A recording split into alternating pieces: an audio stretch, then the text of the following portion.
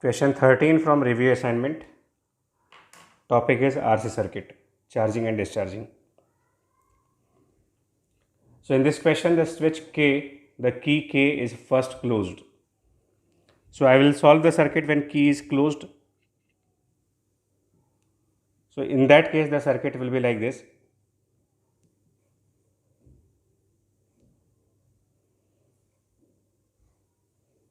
So this will be the circuit when the key is closed. Battery is V0, here resistance R1, here you have resistance R2 and R3. And I will solve this circuit.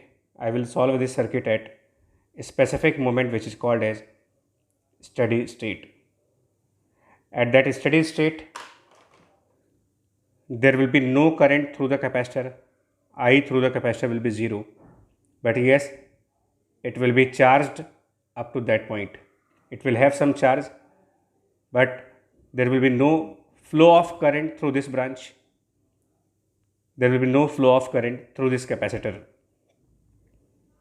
So the current which will be coming out of this battery at the steady state will flow through R2, will flow through R3, but it will not flow through the capacitor. And we can find this current I as V0 over effective resistance. Effective resistance of the circuit will be R1 plus R2 R3 over R2 plus R3. Corresponding to this current I, you can find the potential difference between the point A and point B. Notice that all the three are in parallel combination. So potential difference across this capacitor will be same as the potential difference across R2, will be same as the potential difference across R3, and will be same as the potential difference across the combination of R2 and R3. That is the property of parallel combination, that potential difference across individual branches is the same as the potential difference across the combination of these two branches. The combination of these two branches will have a resistance of R2 R3 over R2 plus R3, and as a combination, the total current in the combination of R2 and R3 is this capital I, because there is no current through capacitor. So this capital I will flow in the combination of R2 and R3, and therefore the potential difference across A and B will be written as this capital I, which is V0 over R1 plus R2 R3 over R2 plus R3, multiplied by effective resistance between the points A and B, and that is R2 R3 over R2 plus R3. And if this potential difference which is obtained for points A and B, this is the potential difference across A and B, and if I multiply this potential difference with the capacitance C, I get the charge on capacitor C. So this is the charge at steady state on this capacitor, capital C. Now the key is opened. Now this key which was closed here, that key is now opened. Opening of key will make this capital I current 0. Right. So the key is opened. So if this key is opened, this branch will be open circuit in the open circuit mode. So the effective circuit will be these three wires. So after you open the key, the effective circuit is like this. And now the capacitor will be in discharging mode. It will start to lose the charge. It will be discharged, and it will be discharged through R2 and through R3.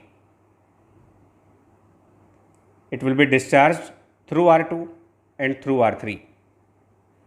So if it has capital Q charge in the initial moment,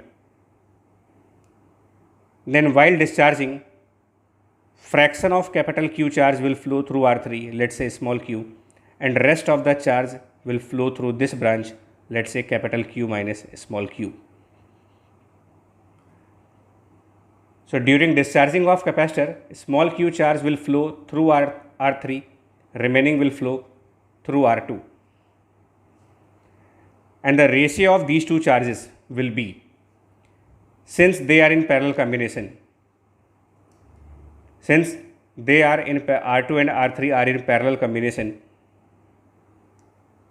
so R3 into current in this branch, which will be d by dt of small q, should be same as R2, and current flowing in this branch, so it should be d by dt of capital Q minus small q. It gives you the result that small q will be, it gives you a result that small q will be capital Q multiplied by R2 over R2 plus R3. Now you have to substitute the value of capital Q here, and when we do it, we get small q equals to,